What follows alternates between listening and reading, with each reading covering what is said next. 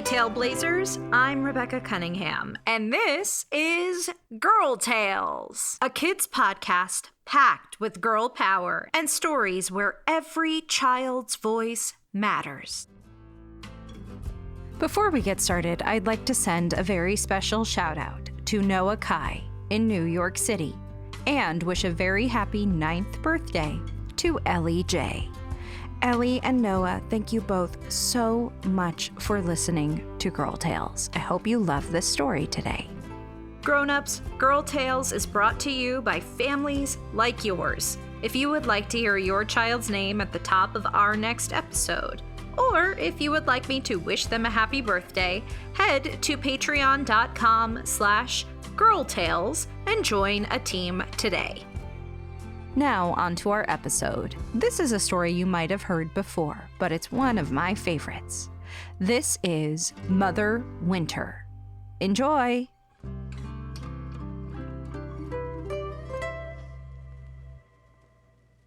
I'd like to tell you a story that I heard from a friend of mine. My friend, Ishbel, lives in Scotland. Scotland is a beautiful place. It's a country full of wonderful stories of fairies, magic, and giants. My friend Ishbel tells this story every winter solstice. That's the time of year when daylight is in short supply, and it's very cold, and the northern hemisphere of the earth is leaning far away from the sun. Ishbel says this is a true story from a time long, long ago, thousands of years ago, when fairies and giants and gods and goddesses roamed all over Scotland and would talk to the people there. I'm not sure if the fairies and giants ever went away. They might still be somewhere in Scotland. Even today, there is a special place, a glen in Perthshire, called Glen Lyon. And in that glen, there is a little wooden house called Tig na Caiach. Inside the house are stones stocked up to look like tiny people. Every year in spring, the farmers who live in the valley bring the stone people out of their little wooden house, and at Halloween, they put them back inside. But I'm getting off track. This is a story about what happened thousands of years ago in that same spot in Glen Lyon, and about the day that Mother Winter came to visit. Caiach, or Mother Winter, was a very busy woman. She had children to take care of, deer to herd, and she also had to bring winter time to Scotland by washing her apron in the Gulf of Corryvreckan. And she had to gather firewood to keep her husband, Father Winter, and their children warm for the winter. Did I mention that she was also about to have a baby? One day, she was herding some deer and walking through the mountains. Wait a second, maybe you're picturing a human person walking along the mountains? I forgot to tell you that Mother Winter was enormous. She was a giant. When she took one step, she crossed 3 mountains, and if she dropped a stone from her pocket, it formed a whole new mountain. So, when she took a walk, she really went far. She was walking along, and suddenly a huge winter storm struck. The sky turned gray, and it started to snow. The wind began to howl, and the air turned cold as ice. It was snowing so hard and so fast that Mother Winter could barely see her hand in front of her face. Maybe you think because her name is Mother Winter that she likes the cold? Not a bit. Mother Winter needed somewhere dry and warm, especially because she was going to have a baby pretty soon. Father Winter and her kids were way across Scotland, eating dinner, and here she was, stranded in a snowstorm. Well, just then she noticed the lights of a small village in a glen up ahead. Mother Winter took one big step and was there, standing above the village.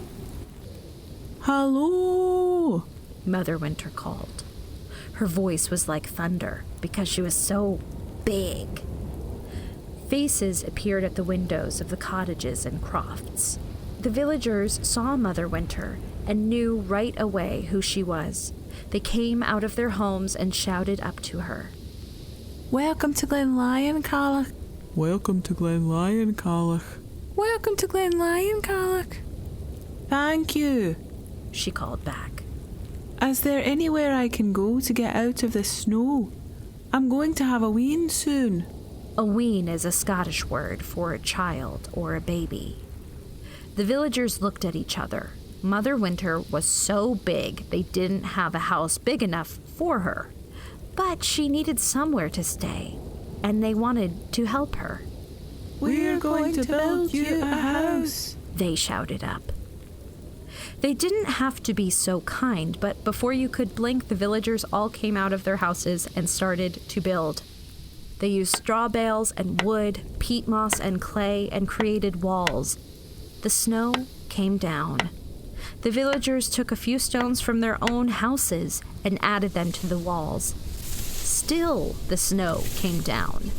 The villagers took all the straw they had left and mixed in some long grasses and tree branches and built a roof over the house. Still, the snow came down. Finally, the villagers rolled a big flat stone in place to make a door, and Cailleach's house was built. She was so pleased to get out of the snow. There was enough room to sit up or lay down in her house, and there was a hearth with some wood, so she had a fire to stay warm. "Thank you very much," Mother Winter said to the villagers. The villagers went back to their own houses, and it snowed and snowed and snowed all night. The wind howled, but the villagers and Mother Winter were all warm and safe in their houses. In the morning, the sky cleared. The sun came out, and the whole glen was covered in white snow. The villagers heard a funny sound coming from Mother Winter's house. Mother Winter opened her stone door. She had her new baby in her arms. Remember, she's a giant, so her baby is also a giant. Her baby was the size of a house. "Thank you for your help, my friends," Mother Winter said to the villagers. Of course, we were happy to help. Now, Mother Winter could have just left it at that and gone home with her new baby, but she was truly grateful that the villagers helped her, so she made them a promise. "From now on, this valley will grow all the food you need." The villagers were so happy. Mother Winter didn't have to do that, but she chose to do an act of kindness, just as the villagers chose to do an act of kindness to her. Mother Winter picked up her baby, helped take down the house, returned the hay and grasses to feed the animals, the wood for the villagers' fires, the stones for their houses, but left the stone from the door.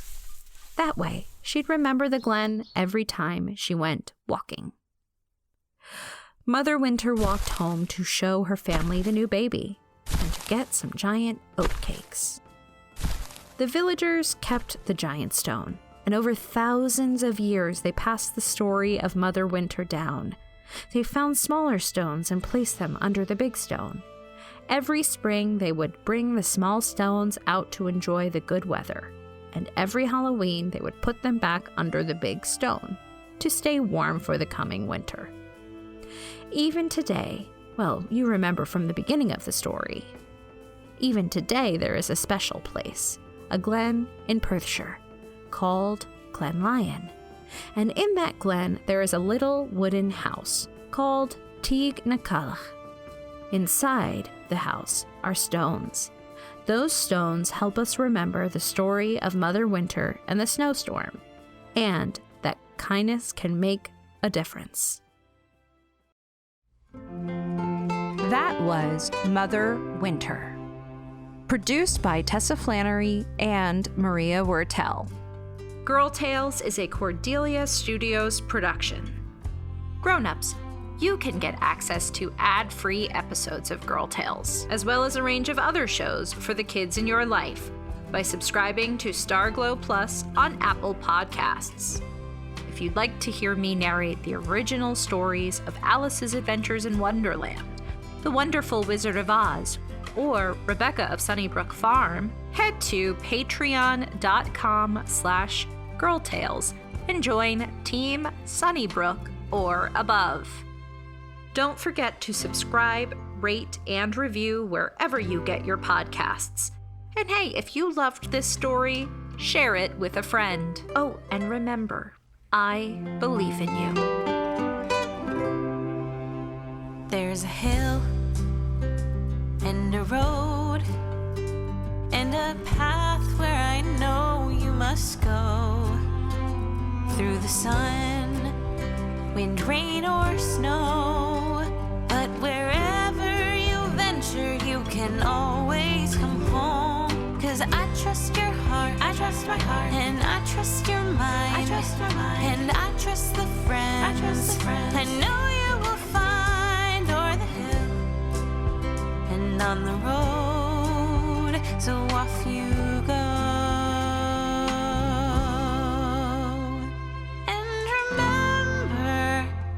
I believe.